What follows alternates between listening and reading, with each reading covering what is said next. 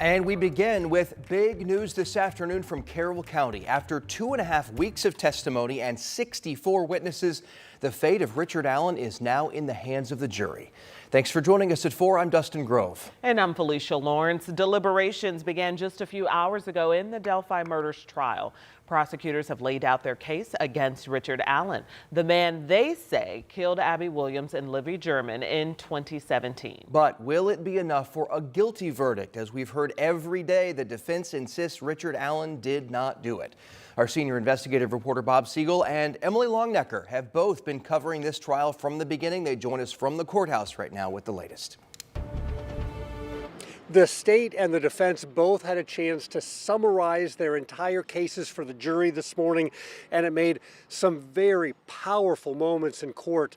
Emily and I were both there. We're going to break things up, and we will start with the state.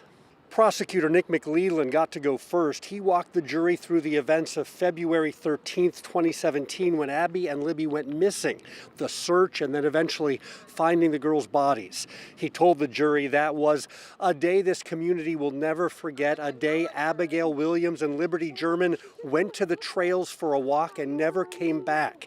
Jurors again got to see the gory crime scene photos of the dead teenagers and photos of Bridge Guy, the man Libby captured on her cell phone right before the murders.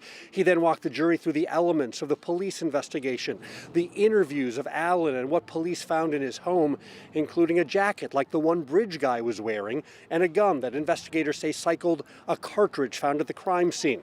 And the prosecutor played several of Richard Allen's recorded confessions, telling the jury those phone call confessions were unprovoked and show Allen was not psychotic when he confessed.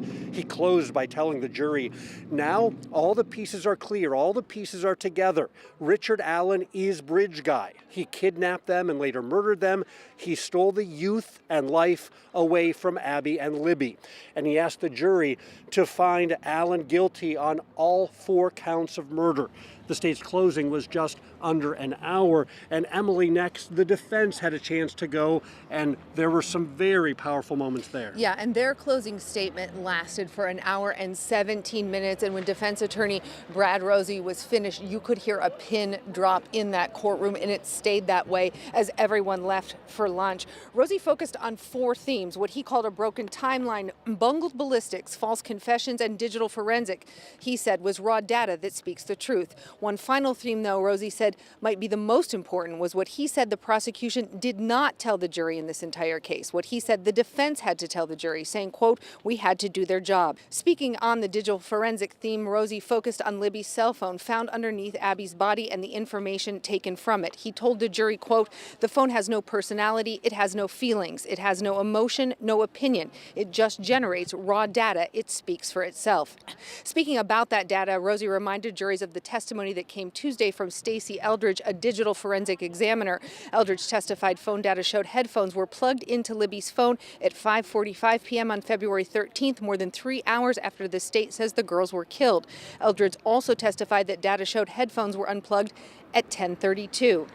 Rosie also reminded the jury of the 20-foot elevation change found in the phone's health data app. The state's witness who examined the phone testified about that earlier in the trial. Rosie told the jury to revisit the map of the Monon High Bridge and to exercise common sense, saying a 20-foot elevation change would put the phone right at the private road leading to Brad Weber's property. Yeah, and Rosie said that the state had 7 years to figure out this headphone data, 5:45 headphones in, 10:32 headphones out. He said that the state has no explanation for it, Bob, because he said there is no explanation that the data is right. After closing arguments, the jury got some final instructions, and they are now deliberating. We will be here right up until we get a verdict. In Delphi, Bob Siegel, Emily Longnecker, 13 News.